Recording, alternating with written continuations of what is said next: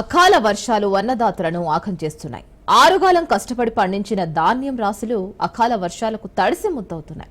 పంట చేతికి వచ్చే సమయంలో కురిసిన అకాల వర్షాలు అన్నదాతకు తీరని నష్టాన్ని మిగులుస్తున్నాయి. సాగునీటి కష్టాలను అధిగమించిన రైతుకు ధాన్యం అమ్మకంలోనూ అడుగడుగున కష్టాలు ఎదురవుతూనే ఉన్నాయి. ధాన్యం ఆరబోసేందుకు కల్లాలు లేక కొనుగోలు కేంద్రాలు ప్రారంభం కాక ప్రకృతి ఎప్పుడు కన్నెర్ర చేస్తుందోనని ఆందోళన చెందుతున్న ఇందూరు రైతులపై రాజ్ న్యూస్ స్పెషల్ స్టోరీ.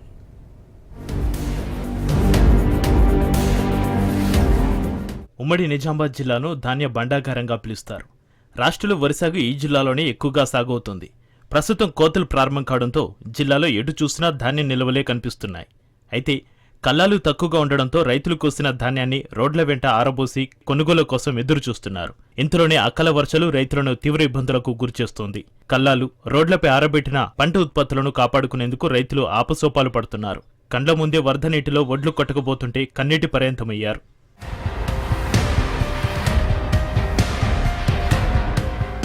యాసంగి పంటలు గట్టెక్కించుకునేందుకు రైతులు అనేక అవస్థలు పడ్డారు.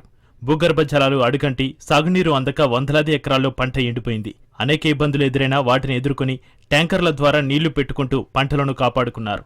సరిగ్గా కోత కోసే సమయంలో వర్షాలు కురుస్తుండటంతో రైతులు ఆందోళన చెందుతున్నారు. కష్టపడి కాపాడుకున్న పంట నేలవాలడంతో తల్లడిల్లుతున్నారు రైతులు.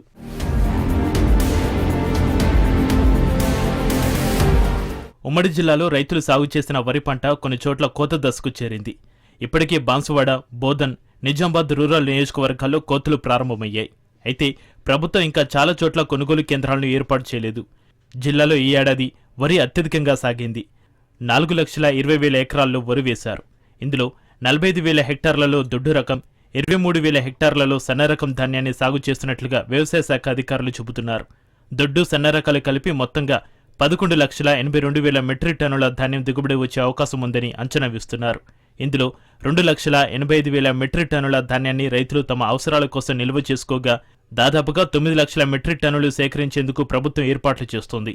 దిగుబడి అంచనాల ఆధారంగా ఈసారి నిజామాబాద్ జిల్లాలో 664 ధాన్యం సేకరణ కేంద్రాలను ఏర్పాటు చేసేందుకు రెడీ అవుతున్నారు. కానీ ఇప్పటివరకు కేవలం 80 కేంద్రాలు మాత్రమే ప్రారంభించినట్లుగా తెలుస్తోంది.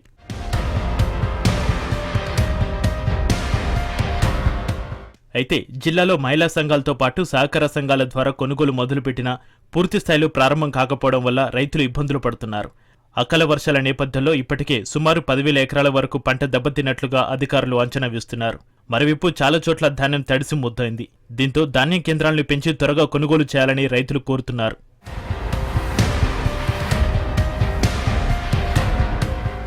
మొత్తానికి ఆరుగాలం కష్టపడి పండించిన రైతుకు అడుగడుగునా కష్టాలు ఎదురవుతున్నాయి. ప్రకృతి వైపరీత్యాలు రైతుకు పరీక్ష పెడుతున్నాయి. మొన్నటిదాకా సాగునీళ్లు లేక అవస్థలు పడిన అన్నదాతలు ఇప్పుడు అకాల వర్షాలతో సతమతమవుతున్నారు. ఇప్పటికైనా ప్రభుత్వం తడిసిన ధాన్యాన్ని కొనుగోలు చేయడంతో పాటు మరిన్ని కొనుగోలు కేంద్రాలు ప్రారంభించాలని రైతులు కోరుతున్నారు.